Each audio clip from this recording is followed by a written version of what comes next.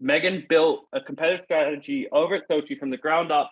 She got buy-in across the organization, especially with the leadership team. Megan, thank you so much for joining us. It is a pleasure to be here. Thanks for having me. Okay, Megan, that poll, where would you have put yourself on that poll a year or two ago? Just kicking off at Soci, where would you have put yourself on that scale? Oh, probably second from the bottom. Second from the bottom, so not complete chaos, but like pretty chaotic. Well, we were chatting offline in preparation for this session, and you shared a little bit behind your introduction into the world of Compete. Yeah. Do you wanna share a little bit about that? Because I thought it was very relevant. Sure, absolutely. So I've been in product marketing now for just over a decade. It's been super fun. Prior to that, I was in sales, in the dark side. But I've seen the light and moved over to marketing. But one of my first product marketing gigs, I was at a company, and get this, we had 3 true competitors. Three. So it's like, how lucky was I with 3 competitors, right? You can manage that like all day, every day.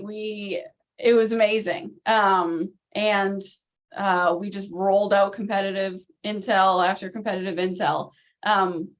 Change of scenery, moved over to Soci, and we have 100+ competitors, 100+, right? We have multiple products, we have a whole platform, we go against single point solutions, different verticals, brand competitors, property competitors, you name it. So talk about like a 180 change. And when I came aboard, we had 13, that's right, 13 beautiful single slides of competitive intel that were stale, old, dirty, and not helpful whatsoever to the sales team. So we needed a scalable solution ASAP. So that was the problem, and I'm here to explain how we got it fixed. Well, this is the cool thing too, is like, all right, that is a pretty acute pain you're feeling, right? You're, for lack of a better word, the hair's on fire here. You're tracking 30 times the amount of competitors. You've got no content. Like, you're acutely feeling this pain as the person that's researching competitors. But the other people in the business don't necessarily feel that direct pain that you're feeling today. Mm-hmm. At least they don't yet. And that's why we get to building this business case, that you could actually paint a picture of how Compete and actually solving the pain that you're feeling today is going to help them. So that's really the point of the entire session today. How can we get leadership and the entire organization to value that your Compete program is going to move the needle for them? So also, as we get into this, Megan, why do you feel like this topic is so timely today? Yeah, I mean, we were just talking about this. I was just talking about it with my coworkers earlier today, right? We're just kicking off, budget planning for the next year. We're looking at how are we going to allocate both headcount resources as well as tools that we're using. What does that look like? And as we know, I don't want to say it out loud, but there might be some economic undertones situation happening. Hopefully it doesn't, but there are things happening in the economic climate. And so it's kind of pretty tumultuous, as we know. So as budget season's right around the corner, you're probably looking at, what are we going to do in 2023? How can we solve this problem? I'm looking to do the same with other solutions, as well as looking at headcount. So not only that, our sales team is feeling the pinch. They're feeling the stress. I am too. My blood pressure is a little higher these days. And I'm sure everybody on the call, your sales reps are feeling about the same. Might need to go see the doctor fairly soon to regulate that. But I'm sure you felt the pinch about every deal right now is more important than ever, right? You lose a deal and it is crushing. Our sales leaders right now, we lose a deal and it's like, oh, I said I probably wouldn't try. I try not to swear. If anybody knows me, I do not have a good, clean mouth. I am a masshole, so there's that. But anyway, I'm sure your sales lead, classic path, absolutely. I'm sure you're right. Your sales leaders are just, you know, every single deal is like must win. And if you lose it against head to head against a competitor, or you didn't know there was a competitor in the situation and you lose it, like God forbid, right? So, you know, you need to realize like we don't have infinite budget for a solution. We need one that's going to, what's like the silver bullet, right? That's going to like move the needle. What's the one thing that's going to prove that you can win more deals, right? You can tip the scales in your favor. And so, yeah, I think that's why it's incredibly timely right now based on the economy and also based off of budget season. And you're probably building some business cases as we speak. Yeah, the pain that's being felt today amongst the sales organization, as painful as that is, and as tightly as those deals are, it also presents an opportunity for you to provide value and present a potential solution that you're there to help solve the problem. So we actually do have a little bit of presentation set up today. And I'll kick slides, this thing off. Yeah, gotta have a few slides. Let me just quickly present here. So to start things off here, you mentioned pain you're feeling, you want to prioritize a coherent competitive program, a coherent competitive strategy. Pain and urgency might not be felt, or that compete needs to be valued right now, considering all of the other situations. But these are sort of 3 steps that you've outlined for presenting your business case to the broader organization. Why are these kind of 3 steps you've outlined here critical in building a business case? I think a lot of things. You know, why change? No one likes change, or if they do, they're lying. So how can you let people know that the status quo isn't always the best policy, right? When I was chatting with our sales reps and sales leadership at the beginning, right, they thought 13 out of date slides was okay. You know, not great, not amazing, but it wasn't like, oh, you know, like we can deal, we can get our own intel, we can figure it out. Change is hard, but sometimes change is great.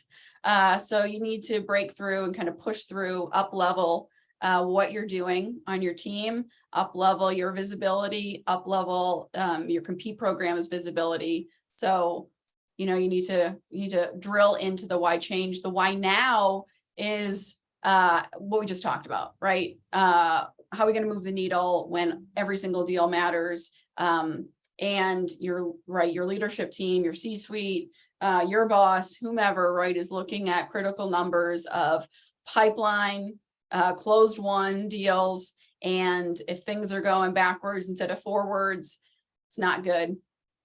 And why compete? Why is compete the one thing that's going to help move the needle? There's a few other things that certainly assist, but of all things, this is one of the major ways in which you can increase your win rates, make your sales reps more confident in selling, right? And eventually tip the scales in your favor. So I think those are some of the ways that these are the 3 steps to building a business case.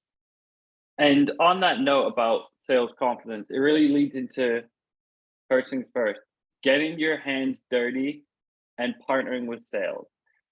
I don't want to put you on the spot here, Megan, but we were chatting. But you're going offline. to. You're going to. Yeah, I prefaced this by putting you directly on the spot. This is what happens when you agree to join me on here. Feet to the fire. But you shared a little bit of your own experience as a product marketer and your relationship or partnership with sales prior to Soci, like in your early days in product marketing. And I thought that it was like the honesty of like your assessment of that relationship is worthwhile sharing with the audience. Yeah, so I'm probably gonna swear now, but I'm sure earlier or maybe some of you feel it right now. Earlier in my career, I didn't have as much confidence and chutzpah as I have today, right? Just pouring out of me this afternoon. No. You come into a new organization, you're there to help, right? Enable the sales team.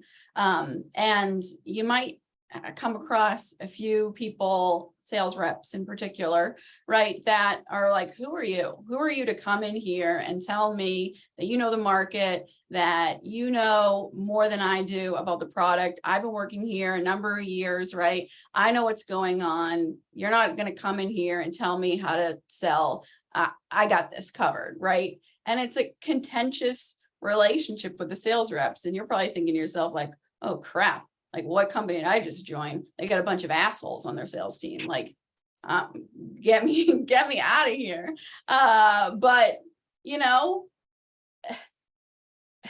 you gotta, like, right, who are you to tell them how to improve your win rate, like with competitive data? You know, you're feeling already defeated before you even start. And your first reaction, at least my first reaction at the time, was like, I'm gonna prove you wrong. Like, I got this. I'm gonna help. Like, I'm gonna get you the information. You're gonna listen to me. Like, listen up, buddy. And that, I urge you to like look back at like Megan a couple of years ago and say like, stop, take a deep breath, like relax, like Aaron Rodgers says, and breathe and understand that it's not always about a competition between you and the sales rep, although I'm a very competitive person, right? It is like, it's not a competition of who knows more or that you need to prove yourself before they listen to you. It's a partnership. As we said to Adam, like we like to quote a few movies over here, right? Help me help you. And if you can put that in the chat, if you know the movie name, go to town. Because you're helping them. Yes, Mike crushed it. You're helping them with a single place, right, to get their information. Like right now, the information's like all over the place, right? They could be using Slack or other ways. And although there is a search button in Slack, we all know that sales reps can't seem to find that often.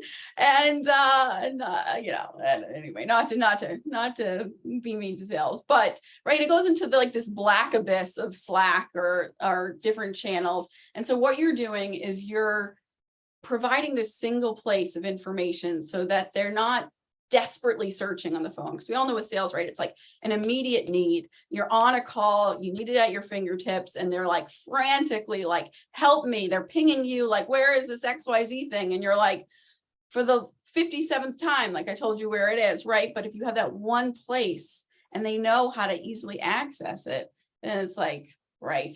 And then they see the impact, you're a part of the process together. And then, they win a deal. Oh, going head to head over competitor, and it's like gravy. You got a best friend for life. Like it is all win from there on out. So don't think competitive all the time, right? Think partnership with your sales team. How do you reframe that? So what was like a conversation that you had where it feels like you've come in, you've learned, all right, maybe this contentious approach, or like feel like you need to prove to sales reps that you know what you're talking about? How do you reframe that when you're having your conversation? Do you remember talking to a sales rep and being like, actually, this is the way that I should be communicating them to actually get them to understand or value what Compete can bring to the table? Yeah, I think we just like sat down and talked about like, okay, what are, have a conversation. Like, what are the tools you're using today? Like, are they easy to find? Do you feel confident in the tools that you have today? Like, let's talk about how they could be better. Like you tell me, like, how could this be better? And how can I help you make them better, right? You're busy, you're on the phone, you're helping pay my paycheck, right? I'm here to help you. So let's sit down and have a conversation around like, what are you using today? And how can we make that better? And how can I give you like the keys to the kingdom in order to be successful? You also mentioned like sitting in and being present in sales calls. Actually, I just saw Tracy joined us here on the session, and she talked to me on the podcast about she just sits in on QBRs, and no one's ever opposed to sitting in on a QBR or being present in these meetings. They want you there. There's no harm, no foul of being present there. But why are you doing that? First of all, why are you singing on these sales calls? And is there an eye-opening thing you've heard when you were sitting in on one of these meetings or calls? Yeah, I think, right, whether you have the ability to sit in on calls or whether you have the ability to listen to sales calls after the fact, there are precious gems of information that you can get from those calls. And then you're hearing the same words, right? You're in the conversation with the seller, you're feeling the same pain, right, or burden or objections that they're hearing, so you can understand where they're coming from when they, say like, what, I come up against this objection time and time and time again. I really need help here. How can we better position ourselves when we want to message against this objection? And then you've heard it in real life versus, not being on that call, like not spending the quality time in being those calls. In addition to that, right, it's also setting up calls and meetings with sales leadership, right? So partnering with the reps, but also really finding internal champions among the sales leadership meetings. And really, when you're building this business case, like schedule those meetings. If you don't have them on the books today, we have a regular bi-weekly cadence with sales leadership, with product marketing, just product marketing and product and sales. And so that's our time, right, to really communicate with sales leadership about things that are going on. So if you don't have that today, highly recommend to put that on the book so you can have that touch point. But if you don't, definitely schedule a meeting and sit down with them, talk to them around and manage that meeting, right? Their time is extremely valuable. So make sure you put together a very valuable agenda in advance, send the information in advance, and get them ready and prepared, and they know, what's going to be discussed, and showcase the value right then and there. So you kind of mentioned here, this is sort of like building a relationship organically. It's like a soft skill, but it's also there's a reason why you're doing this as well. And as you mentioned, sitting in on sales calls, surveying the field, being in with sales leadership, really actually hearing what's happening in the field and what sellers are saying.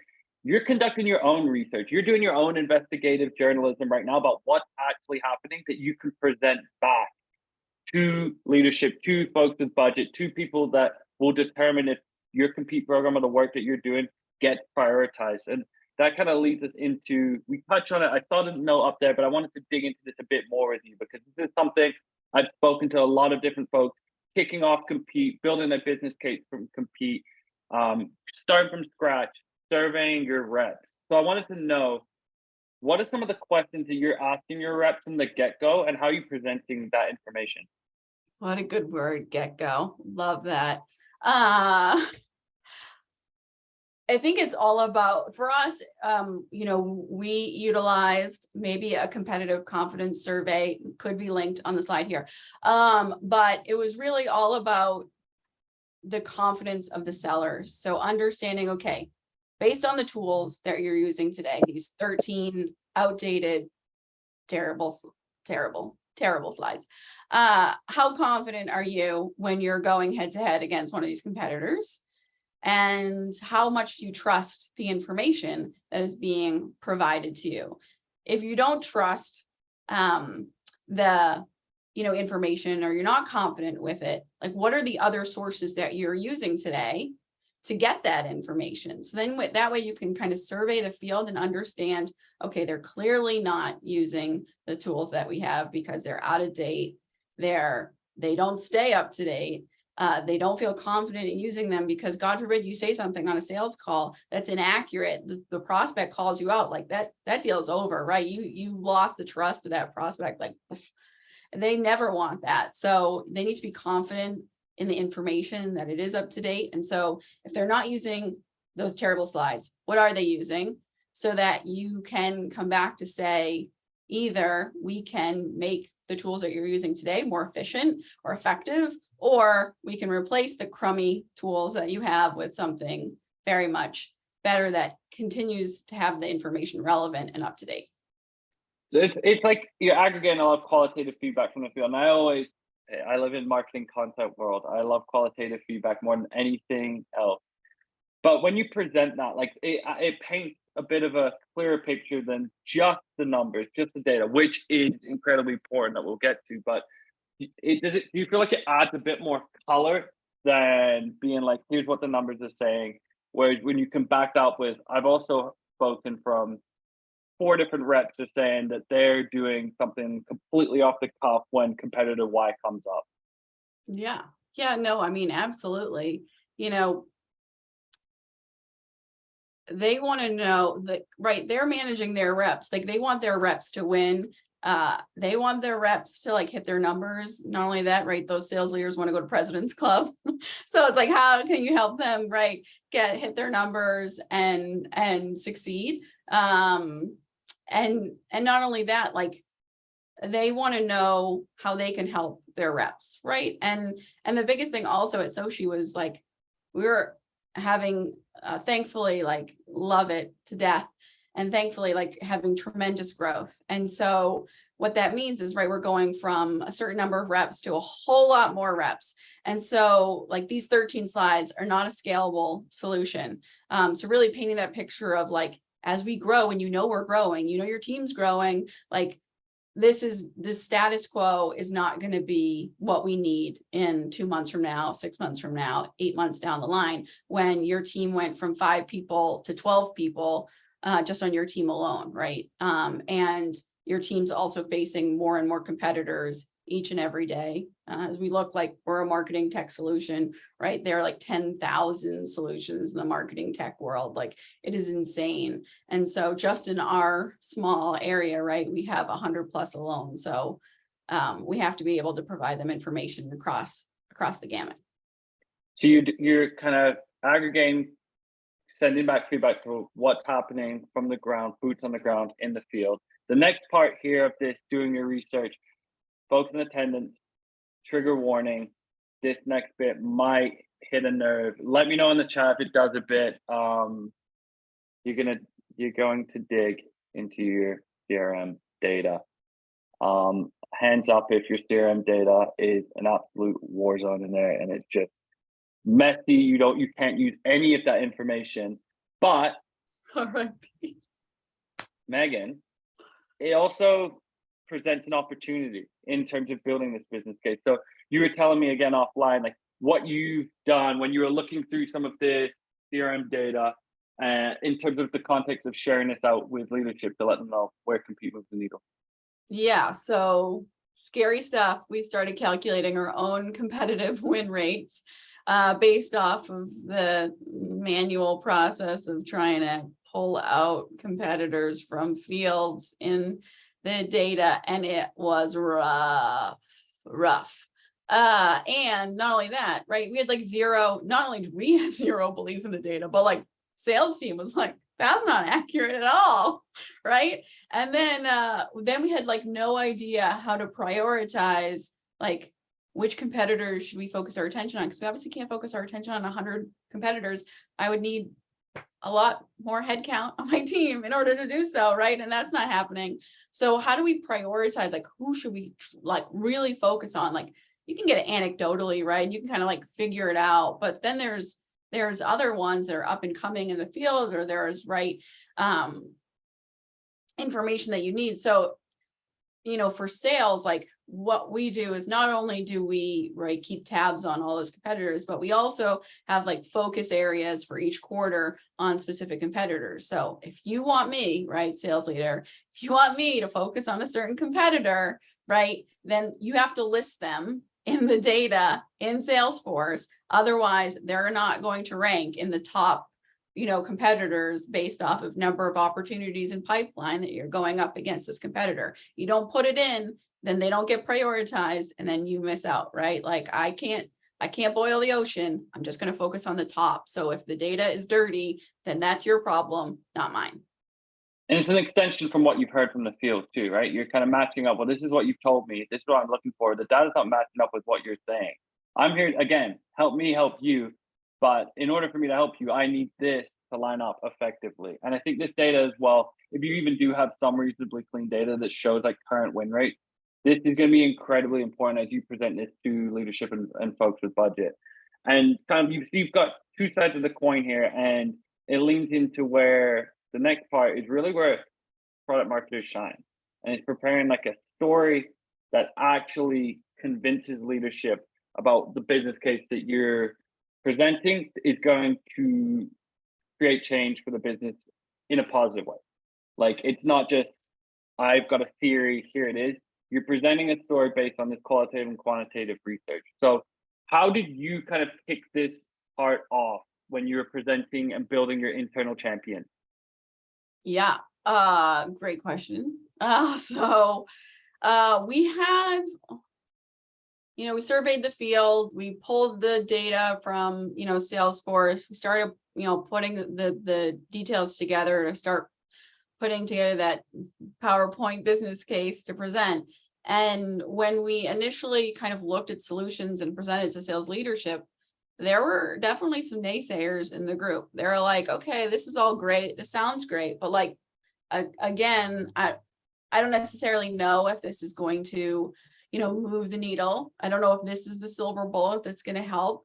Again, that status quo of like change is hard. So you have to help turn those naysayers into yay-sayers, and turn those, it's going to be a no for me dog into yeses. Not only that, you might have an issue when you're building your business case around budget.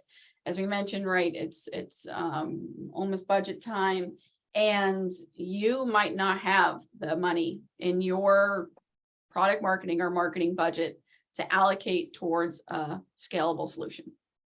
So what do? You're like, I don't have the money, so sorry, I guess we're out, right? No, get creative. Think about it. Think about it, like, who else has a stake in increasing win rates or closing more deals? Sales definitely does. What about if you have a sales enablement team, right? Sales enablement likes tools, they like technology, they might have budget. So you can definitely, look into that. Where else can you think of, places where you can split the cost? So, marketing, sales enablement. But you really need to have that sales, the sales buy-in. But definitely think creatively when you're looking at, budget allocation and who else is going to benefit from not only using a solution, but then getting the, the benefits, the deliverables from that solution. And can you pull some of that budget from them? As well as like, show them how much of a wonderful life it is going to be, right? Explain how easy life is going to be with a solution. So you're saying when you're painting the pain, you observe it, the feedback and the data, you present this feedback and the data to the people that you want to be internal champions, sales leadership, folks that might be able to support on a budget standpoint, folks that will really make or break the success of your program. When you presented just the data and the feedback, sort of like what's wrong today, what percentage of those folks were like, okay, yeah, I'm on board? 60, 50, 60%. So you still had to win over another like 50% of folks in there. Yeah, absolutely. And in terms of those that other 50%, the other 40%, what were the things that really kind of stuck out to them that you knew that would move the needle for those other folks? I think it's like helping them know that they don't have to learn another tool. Like, you can use a solution that meets you where you are today, and that you don't have to take the time to really learn another technology. Again, Soci's blessed with growth, but Soci's also blessed with a ridiculous tech stack. And so introducing yet another tool and another login, like, you're greeted with like, absolutely not, like, no way. We have way too many of those already. Like, not only am I as a sales leader never going to learn, like, the reps are definitely not going to learn another tool. So it's really explaining to them, like, we can find a solution that lives within the spaces that you live in today. So like, what are those spaces, right? Those spaces are probably like Slack. Those places, right? We use Seismic as one of our enablement solutions, and where we keep a lot of our assets, content assets, etc. And so you can use the solution directly within. You never have to even leave Seismic. You can see all the data that you want to in there. You can utilize and communicate. We use Slack, like Slack is life at Soci.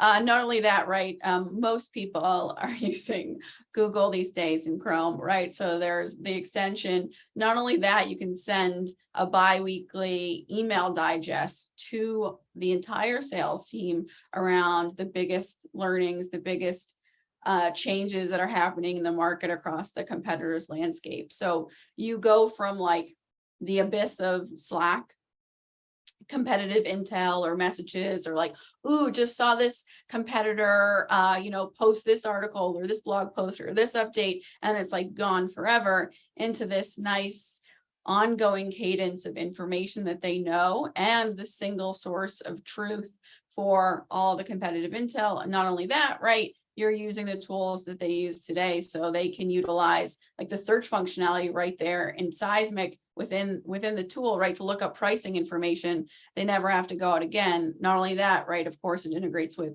Salesforce. So right when they're on the call, when they're in the opportunity on the call, they can immediately look at, the battle card is right there at their fingertips. So it's sort of like the art of the possible here around how much your life will change as a sales leader and your reps in the field based on the feedback that they gave you from the immediate part where you reframed your contentious relationship into a help me help you, let me know what's wrong today, tell me everything bad that's happening in terms of the competition in sales cycles and what you're doing with it. And you're using that as kind of your base collateral to present the solution as, here's how we can help. Yeah. But this is key. You're building internal champions. I'm sure that this part of your kind of presenting of the solution won over the other kind of folks in sales leadership. But the people that really sign off on the budget, what matters more to them? The impact to revenue, of course. Right, they want to see the KPIs, and they want to see them moving in the right direction. So how can we showcase that we can show them accurate data from the mess that is the CRM, right? And showcase the improvement over time. So I think one of the big things for us was not only competitor win rates. So as I mentioned right earlier, we were manually calculating these win rates, and then we got to actually calculate them accurately. And woo, was there a significant difference? So benchmark out the window. Now we have accurate competitor win rates, and we can track them over time. So last rolling 3 months, 6 months, 12 months, we can look at top competitors based off of opportunities, and then we can track those, top competitor win rates over time to showcase the improvement. And that's some of the metrics that our leadership team, probably those on the call, like your leadership teams, are looking for those metrics, those KPIs, and what are those things that are going to increase. So if you increase competitor win rates, you're winning more deals, more revenue is and your conversions, right, are obviously increasing. Not only that, usage to wins was a big deal for us. So I'm in product marketing, so you work with product, you launch a product enhancement, and you're like, yeah, that was awesome. But then you realize that like no customer or end user actually used the enhancements. You're like, great, we just wasted all of our time. Same thing here, right? Like you're creating this competitive intel, these battle cards, these information. If no one's looking at it, if no one's using it, then it's like, what's the point? So really looking at usage and then how does that correlate to wins? So does it correlate? Does it say reps that are using battle cards and in the information at their fingertips, Are they winning more deals against competitors than not? And that information is critical because we don't want to waste our time. How do you think? So when we go back in time to the start of here, and I was like, what was the pain you were feeling? What was the stuff that's going on? You're like, there's so many damn competitors in our landscape. We have out of date stuff. I'm panicking. This is chaos. If you presented those points to your CMO with the purse strings, how do you think that would have landed? What do Probably you think not they would have well. said? Should have been like, great, love the problem. What's the solution? And she would also said like, also like, okay, great, find a solution, but like, is it really going to bring us like return on investment, right? Like, what's the ROI here? Like, I'm going to give you this much in the budget. What's it going to bring me back in return?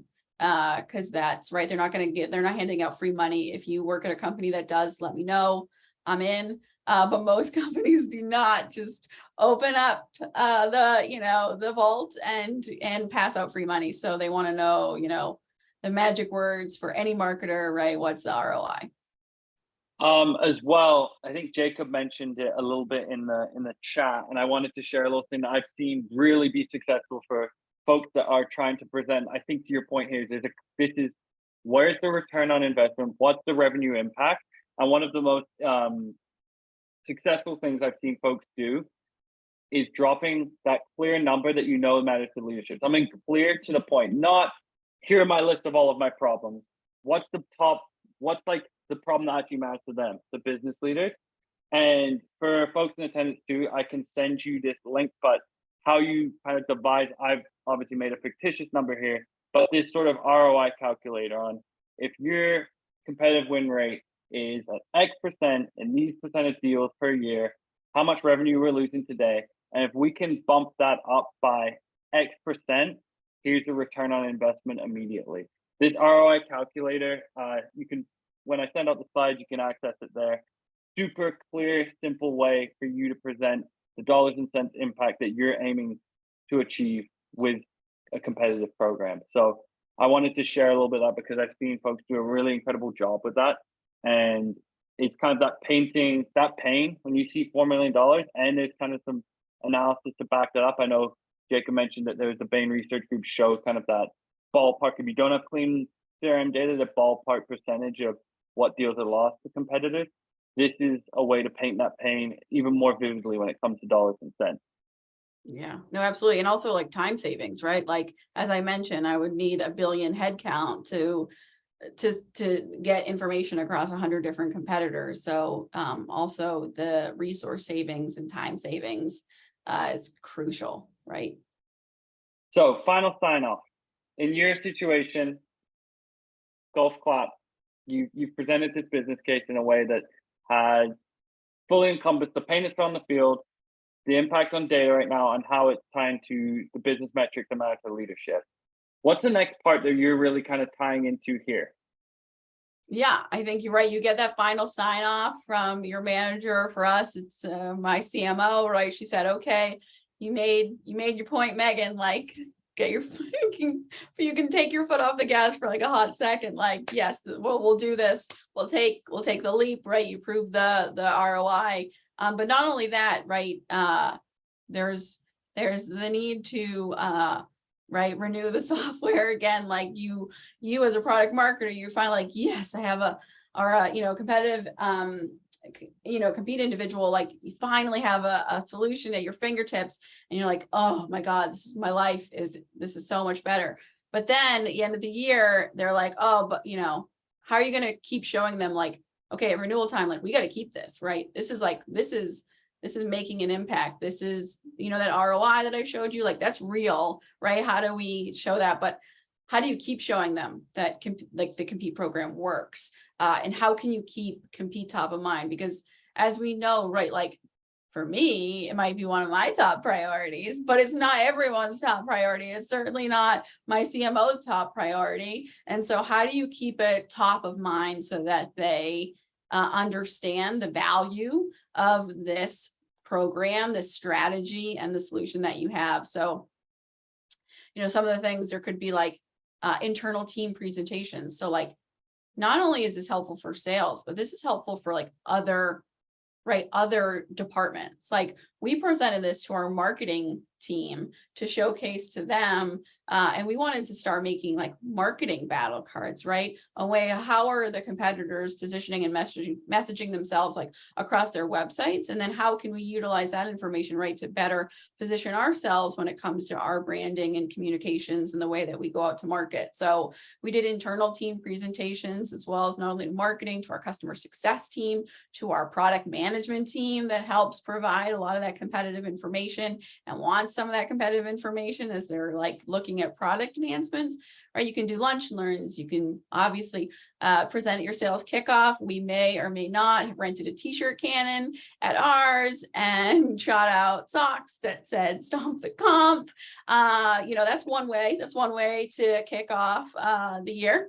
Also, you can do leaderboards of top usage. So as we all know, salespeople are very competitive. So if you have meetings on a regular cadence with the sales team, you can always show like who's the top, usage for sales reps, and then like call them out. Like, hey, I see that you're using the solution. You're in there every day. Like, what are you getting out of it? And hear their stories. And won deals, right? Won deals that use Klue for us, right? Like, get those stories out there. Not only that, right? And getting the field to tell those success stories, but like also monthly and quarterly KPI tracking, right? Like you showcased the ROI, right? You showcase that you can track win rates for competitors. So those numbers better be in your monthly or quarterly KPI tracking as a team, as an individual, right, within the organization. So making sure that you're always bringing that to the attention, right? Here are my KPIs. Here are my quarterly objectives. This is what we're looking to do. This is what we achieved. Like, show your success. Celebrate. Scream from the rooftop. There's so many different ways. I like Mike's point too, is like sharing those win stories and also making it a team effort. Like this, you're almost putting the seller as the champion story. Look who won this deal. Actually, I don't want to get ahead of it, but I know this is one of the things that you mentioned here with that rinse and repeat of making it really a team effort where it's a collective group instead of, again, day one, Megan, product marketing before Soci, where she's butting heads with sellers. Now it's this partnership where winning deals, competing becomes a team-wide and org-wide effort. Yeah. I mean, you show like, right, like this rep's number 4 on the list for using Klue. Not only that, she's using it for all of her deals, and it was extremely helpful in winning the deal. And she's getting kudos right from her sales leader, as well as obviously myself, because gotta pump them up. Megan, that was comprehensive, Megan. We're going to open the floor as well for any questions for folks that are in this situation right now, trying to build a business case or getting the competitive strategy off the ground, getting people to get involved. I know there was one earlier about how do you even get sales reps to actually use the content at your disposal. One of the ones I had as well is, where did you have the most difficulty, Megan, in terms of this entire process of building your business case? Ooh, that's a great question. Most difficulty. I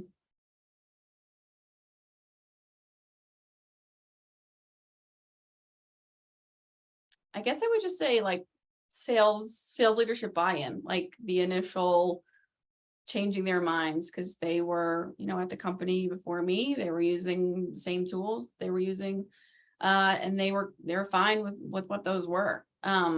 So it was definitely that. And then also like we're very busy people, so finding the time, right, to put all this together to prove like this might take a bit of time up front to build the case, but it's going to save me so much time in the end. So how do you stay the course then? And on that front, when you said there might be some obstacles coming up, how do you stay the course as you're trying to build this? I have seen the light at the end of the tunnel before with a competitive intelligence solution, a compete program. And so I knew how successful it was going to be. And I've also changed from terrible PowerPoint slides before to a scalable tool. So I knew I had seen the light of previous and I was ready to bring it to the next organization that I was a part of. I have another question here. The second one was sent ahead of time. It was, Oh God. what things should you avoid when you're building out a business case? Are there things that you, maybe based on your own experience or just in general, that you avoid when you're presenting this business case? Ooh. Devil's in the details, right? So like, although it's like, oh, look at this and look at this information, whatever, right? Remember your audience that you're presenting to, right? You're presenting to probably C-suite members or senior leadership. And although some of the details might be great to you, like stay relevant to their pain points and their problems. So, right, they're looking at impact on revenue.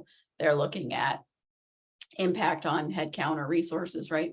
And they're looking at like ultimately you better understand the KPIs that they look at on a regular basis, and then frame your business case around how you can move the needle against their KPIs, because that's going to make them look good. And of course they want to look good and hit their numbers. So, don't get too granular,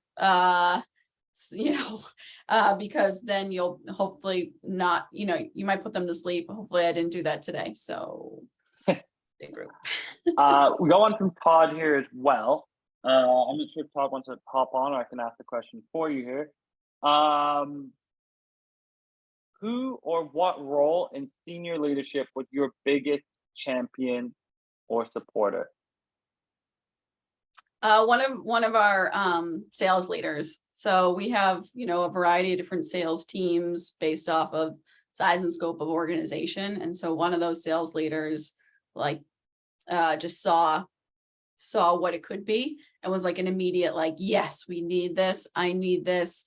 He felt the pain of like trying to find the information on certain competitors time and time again. Like he knew that the slide that he there's one competitor he goes up against over and over and over again. And he was like sick of pulling up that slide and being like, this is terrible. This is out of date. Like, I know it's out of date, and not having the resources at his fingertips. So he was like, yes, let's get this yesterday. Like, I need this now.